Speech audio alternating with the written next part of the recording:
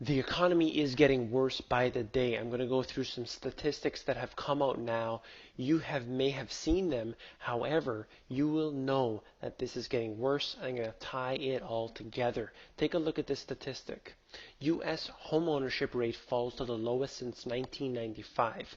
So there was a big boom with the whole subprime crisis, and that allowed many people to move out of the rental properties, buy their own property with no income and no job, and now they're having a problem sustaining that. Many of them had to go back and were forced to become renters. This is a big change, and people don't really realize what this signifies. Because they can't afford that home, perhaps they have to claim bankruptcy. Perhaps they have no money left, so they're going and being forced to be renters. This is a big change. Let's go into the chart right here. U.S. home ownership rate, not seasonally adjusted. You can see the chart starts at 1980 for those who can't see that.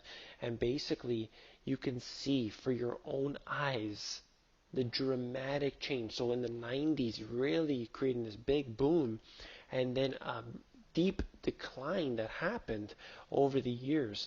And obviously, you know what the major thing that caused this was. It was the whole subprime fiasco that they had where people were buying multiple homes. So they kept counting the home ownership almost as if each person owned the home. However, that's not the case. Many people with no assets were buying multiple homes and really skewing the numbers. 20% of American families, nobody works. This is a huge statistic. Where are they getting that money from? The fact remains is that they're basically using the government structure to fund their family, to fund everything that they need.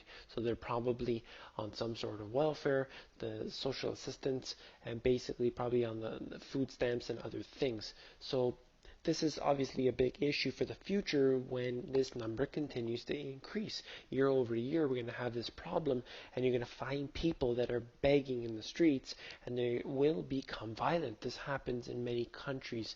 This isn't just the US. And what does it lead to? China set to overtake US as the biggest economy using the PPP measure. And the PPP is the purchasing power parity.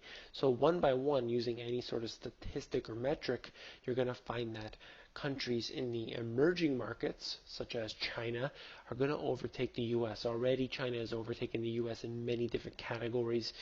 The most cars, the most cell phones, the biggest energy user, and one by one they're going to go through and they're going to get every single one, and they're going to be the king of that, whether for good or bad. And what this means is a giant shift away from this power that the US currently has, and they will take away that throne. And of course, ultimately, the US dollar is going to have a big hard time when many of the countries turn away from the US currency and do not use it as their choice for the reserve currency. They're going to turn away, and that's going to mean major changes in the US. And of course, that causes a ripple effect around the world. That's all I wanted to get to for this video. I hope that you guys will get onto the Money GPS Insiders. That's basically an extension of the work that I have done in my book, as well as in my videos, of course.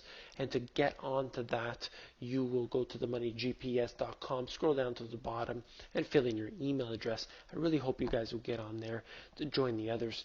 There are many with that have commented and basically told me that they've really like it. They have great feedback on there, and I hope to see you there.